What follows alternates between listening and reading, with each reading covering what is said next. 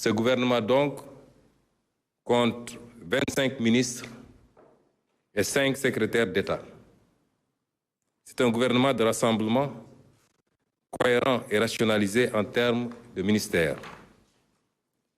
C'est un gouvernement de proximité, un gouvernement d'innovation et d'efficacité, exclusivement au service du bien-être primordial des Sénégalaises et des Sénégalais. Le Premier ministre sénégalais Ousmane Sonko a dévoilé, ce vendredi, le 5 avril 2024, la liste des membres de son gouvernement composé de 25 ministres et 5 secrétaires d'État que je vous invite à découvrir dans cette vidéo.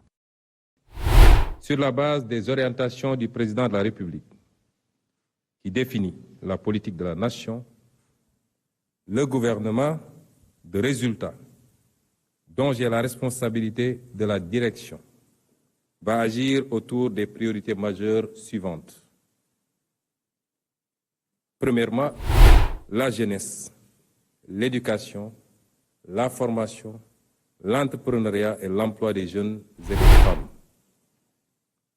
Deuxièmement, la lutte contre la vie chère et l'amélioration du pouvoir d'achat des populations. Troisièmement, la justice, la protection des droits humains, la bonne gouvernance, la transparence, la reddition des comptes et l'amélioration de notre système démocratique et électoral. Quatrièmement, la souveraineté économique, l'exploitation optimale des ressources naturelles, la prospérité et le développement endogène global et durable du Sénégal.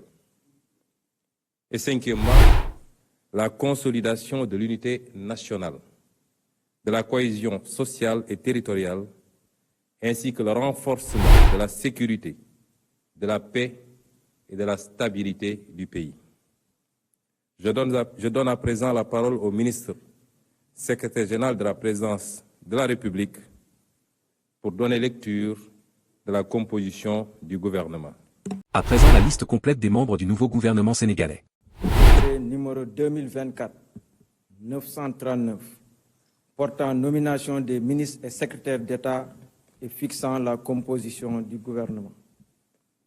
Le président de la République, vu la Constitution, notamment en ses articles 49, 53, 56 et 57, vu le décret numéro 2024-921 du 2 avril 2024 portant nomination du Premier ministre, sur proposition du Premier ministre, décrète, article 1er, sont nommés Madame Yacine Fall, ministre de l'Intégration africaine et des Affaires étrangères.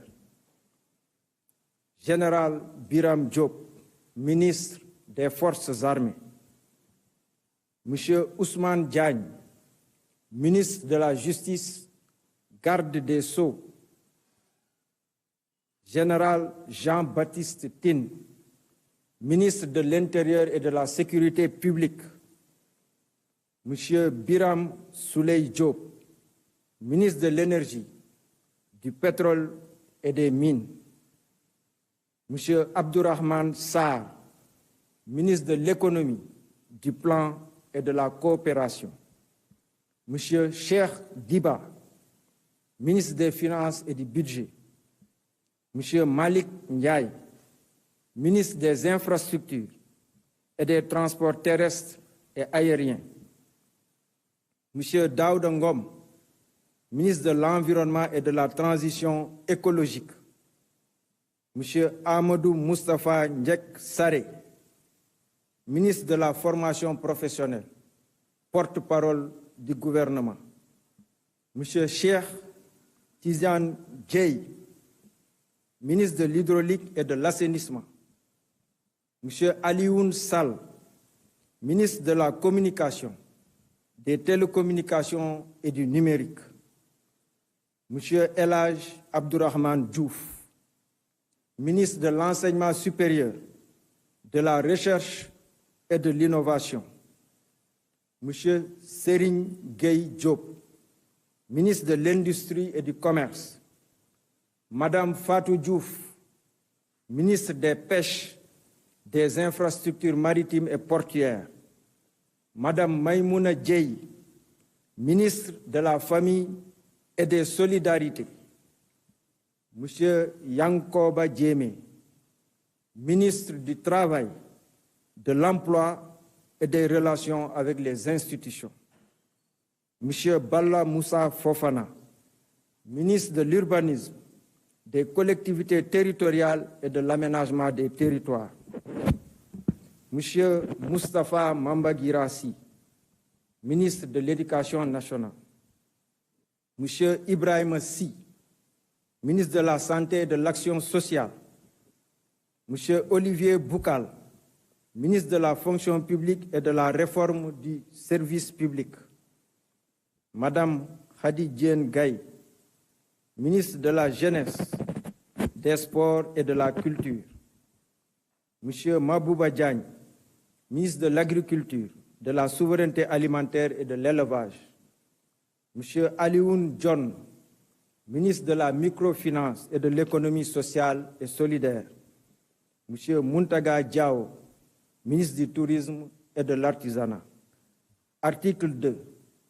Sont nommés secrétaires d'État Monsieur Amadou Chérif Diouf, secrétaire d'État aux Sénégalais de l'extérieur. Monsieur Ibrahima Thiam, secrétaire d'État au développement des petites et moyennes industries. Monsieur Momad Talandaou, secrétaire d'État à l'urbanisme et au logement.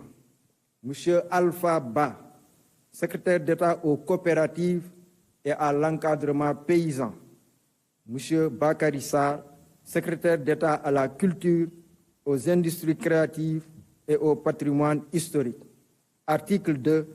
Le présent décret sera publié au journal officiel de la République du Sénégal.